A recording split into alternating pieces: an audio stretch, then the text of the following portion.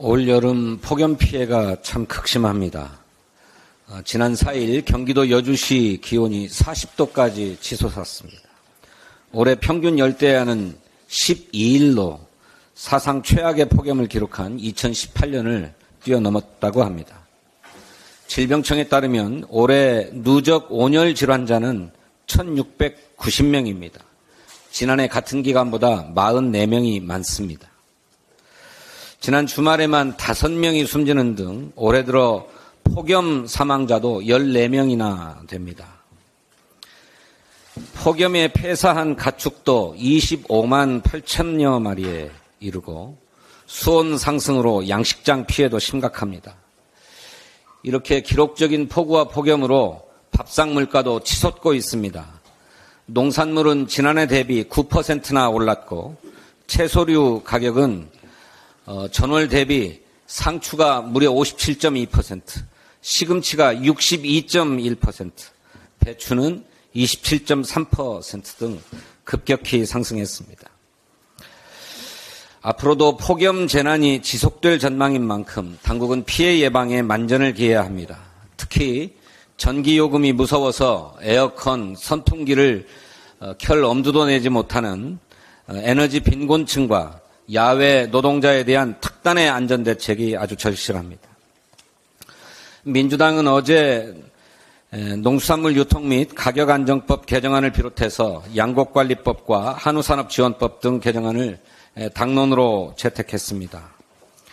농수산물 가격 불안정에 따른 농어가와 소비자 피해를 방지하기 위한 법안들입니다. 지난달 25일에는 기후재난에 따른 농가와 어가의 피해 구제를 위해서 농업재해대책법과 농업재해보험법 개정안도 당론으로 채택한 바 있습니다. 민생회복지원특별법, 또 노란봉투법 등 민주당은 민생 입법에 늘 총력을 다해왔습니다. 야당도 이렇게 벼랑 끝에 놓인 민생 위기에 진심이고 총력인데 정부 여당은 뭘 하고 있습니까?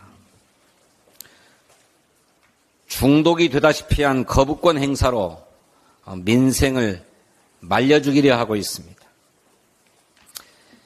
여당의 새 지도부가 이제라도 민생 경제 회복에 나서줄 것을 요구합니다.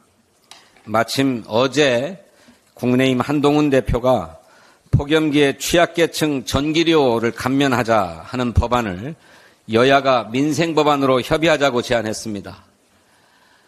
꼭 전기료뿐이겠습니까마는 그럽시다.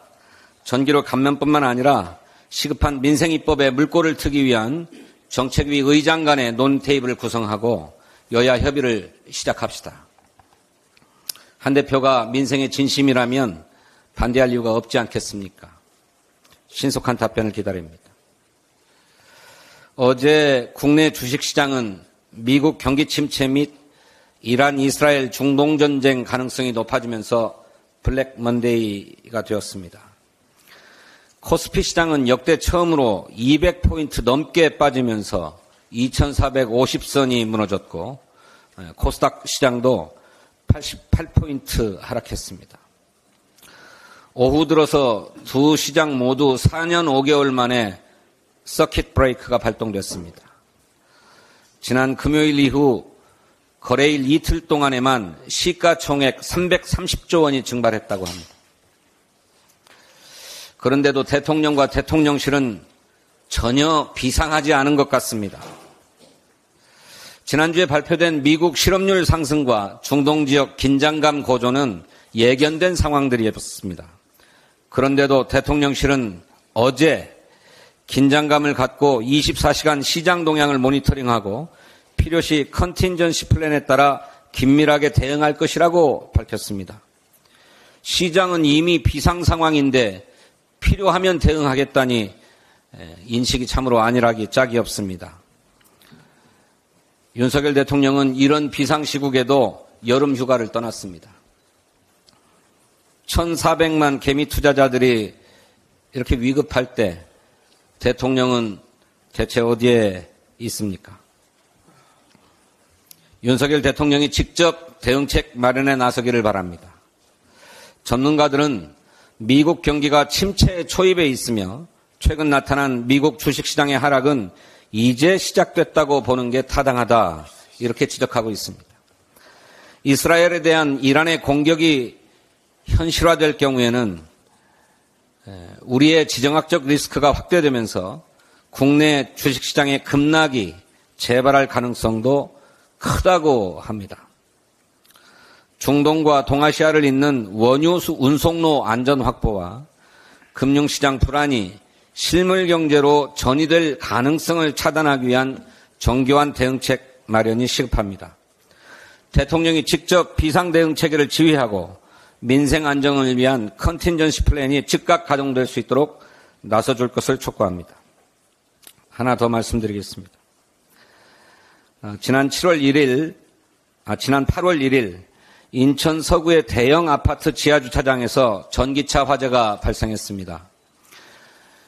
전기차 한 대의 불길로 차량 40여 대가 전소되는 등 피해가 발생했고 입주민들의 일상도 마비되었습니다. 주민 22명이 병원에 입원했고 480여 가구는 나흘째 전기와 수도 공급이 끊겨서 무더위에 큰 불편을 겪고 있습니다. 일부 주민은 임시 거주시설에 머물러야 하는 그런 형편이기도 합니다. 그런데도 화재 진압에 8시간 20분이나 소요된 이유는 전기차 배터리의 특성상 나타나는 열폭주 현상 때문이었다고 합니다. 특히 지하 주차장은 소방차 진입이 어려워서 화재 진압에 취약했습니다. 요즘 지어지는 대부분의 신축 아파트는 지상에 주차장이 없고 모두 지하 주차장 아닙니까? 앞으로도 이런 사고는 얼마든지 재발될 우려가 높습니다. 이번 화재로 국민의 전기차에 대한 두려움, 전기차 포비아 현상이 심화되고 있다고 합니다. 2018년 3건이던 전기차 화재가 2022년에는 43건, 작년에는 72건까지 증가했습니다. 전기차 화재 예방 및 피해 최소화를 위한 안전 기준과 관련 규제를 강화해야 합니다. 전기차 확대는 기후위기 대응과 우리 기업의 새로운 산업 경쟁력 확보를 위해서 필요하지만 그렇다고 그것이 국민 생명과 안전보다 우선될 수는 없습니다. 민주당은 전기차 화재 예방 및 대응을 위한 소방시설 설치와 주차장 안전기준에 관한 규정을 조속히 마련하겠습니다. 기존 아파트의 경우 친환경 자동차 충전시설 및 지정 주차구역의 지상 설치를 유도하고 지상 주차장이 없는 공원식 신축 아파트에 대해서는 소방 차량 등의 진입에 지장이 없도록 주차장법과 주택법 등 관련 법안도 개정하겠습니다. 이에 대해서 전기차 전용 주차 구역 내에 화재 감시 CCTV와 전기차의 화재 진압을 위한 질식 소화 덮개 등의 비치를 의무화하는 방안도 적극 추진하겠습니다. 민주당은 국민 생명과 안전을 지키고 전기차 산업도 살려나갈 상생 방안을 마련하겠습니다. 감사합니다.